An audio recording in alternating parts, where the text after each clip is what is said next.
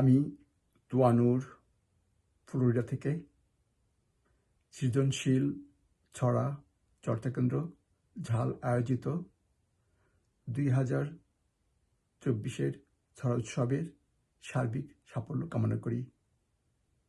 আমাকে আমন্ত্রণ জানানোর জন্য ছড়াকার ও সংগঠক নুরুজ্জামান ফিরোজকে আন্তরিক ধন্যবাদ জানাই।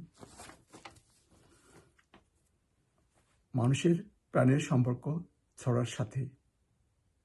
দৈনন্দিন জীবনের কথা, ইতিহাস ও অভিজ্ঞতা ও জ্ঞানের কথা আছে এখানে। ছড়াকে বুকে লালন করেছে যুগ যুগ ধরে আর উচ্চারণ করেছে মুখে। ছড়া নিছক ছেলে ভুলানো কথা নয়, জীবন ও সংগ্রামের সঙ্গী ও অনুপ্রেরণা। খনার বচন থেকে মায়েদের ঘুমপাড়ানি ছড়া গান সবই অমূল্য সম্পদ। রবীন্দ্রনাথ ঠাকুর, কাজী নজরুল ইসলাম, সুকুমার রায় থেকে আল মাহমুদ, শামসুর রহমান সবাই লিখেছেন শিশু কিশোরদের জন্য ছড়া ও কবিতা। সময়ের সাথে পরিবেশনার ঢং, শব্দ ও ভাষার ব্যবহারে পরিবর্তন এসেছে, কিন্তু ছড়ার আবেদন এতটুকু কমেনি। আমাদের চিন্তা, ভাবনা ও চাওয়ার সাথে এক হয়ে আছে।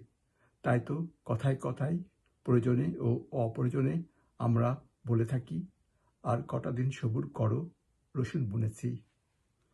শিশু সাহিত্য রচনার জন্য শিশুদের মন বোঝা জরুরি।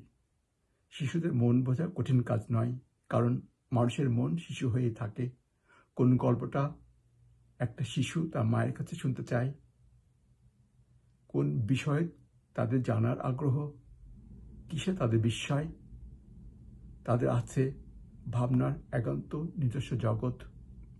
তারা নানান রঙের খেলা ভালোবাসে। এরকম একটা রঙিন ছবির বইয়ের মতো ছোটবেলা পার হয়ে এসেছে একজন কবি বা ছড়াকার। কঠিন কাজটা হলো তাদের মনের মতো করে সেই ভাবনাগুলোকে ছড়া ও কবিতায় তুলে আনা। সবশেষে আমি আমার একটা ছড়া পড়ে শোনাচ্ছি। ছড়ার নাম বোকা হব। কি দেখেছে, কি বুঝেছে এই যে ছোট্ট খোকা, হতে চাই সে সহজ সরল বাবার মতো বোকা। ইঞ্জিনিয়ার না, ডাক্তার না, দেবে না সে ফাঁকি। সামনে যাবে এই জীবনের অনেকটা পথ বাকি। মানুষ যদি ঠকাই তাকে, নেবে ক্ষতি মেনে। ঠগ হবে না বাঁচার মানে, সে গিয়েছে জেনে। সবাইকে অনেক ধন্যবাদ।